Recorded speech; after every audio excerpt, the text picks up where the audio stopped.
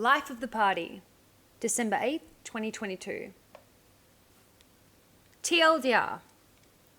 Certain types of crimes have a use-by date due to tech. Crime evolves. Elon's gonna get us all. And things not to say if I am murdered. Don't be lazy. There are videos about real crimes on a number of streaming services. Women are putting on makeup while telling murder stories for niche audiences that are still in the thousands. There are podcasts and docuseries. A lot of them rehash the more well-known stories and put their own spin on them, or update information about the court outcomes and families of the victims. When I was very young, I used to borrow books from the library about the big names: Charles Manson, Ted Bundy, John Wayne Gacy, Jeffrey Dahmer, Richard Ramirez, Eileen Wuornos, Ed Kemper, Dennis Rader.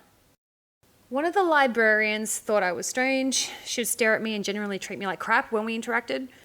I also sort of hid the books from my friends and other school kids because it was different then. My friends mostly understood my need to write and have them read it, but they didn't understand my interest in researching when I didn't have to. For example, for a school project. The other kids were vacuous losers, dragged up by crackheads on welfare. True crime interests me because it's a dying phenomenon.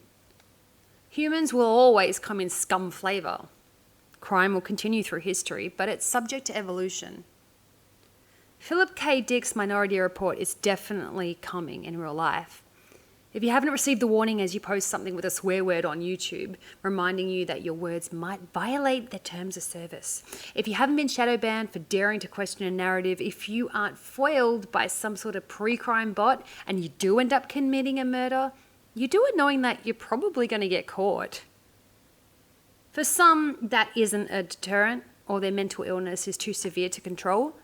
CCTV, GPS, mobile phone towers, DNA, forensic psychology are tools to solve crimes, and they don't allow many loopholes to be able to argue their accuracy. Serial killers still exist, we all watch the news. But the prevalence of killers escaping prosecution is seemingly decreasing, at least in the areas that are modernised and covered in CCTV and incidental surveillance. I expect that to continue, but evolve and become more digitally based, like the crimes popping up already with gamers who kill other people's characters in-game and steal all their inventory, fraud with microtransactions and similar.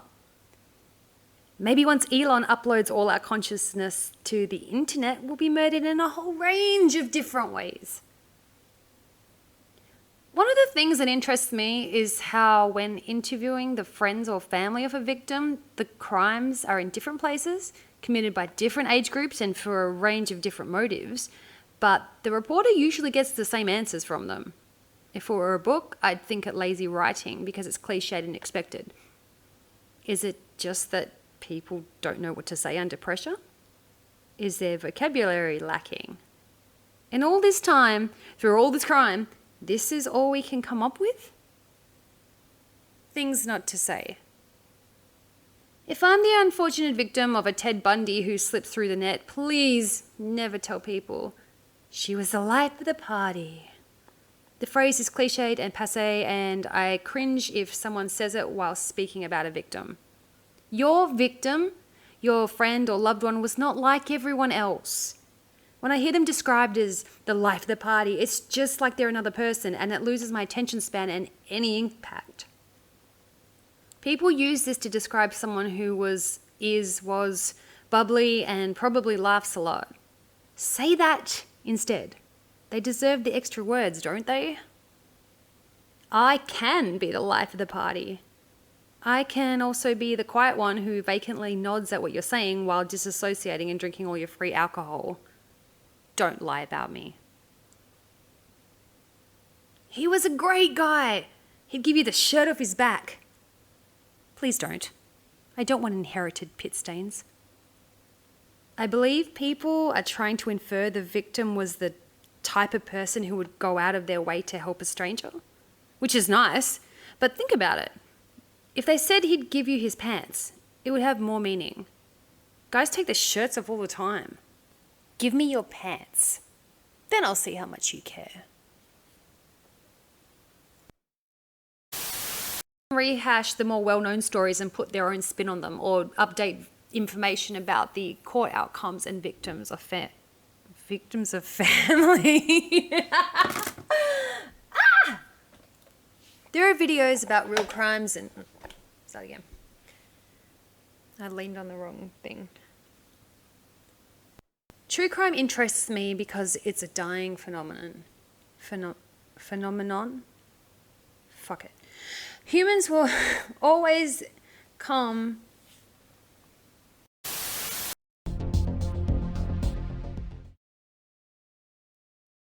I've just realised that you're an author and can't even say the word duck.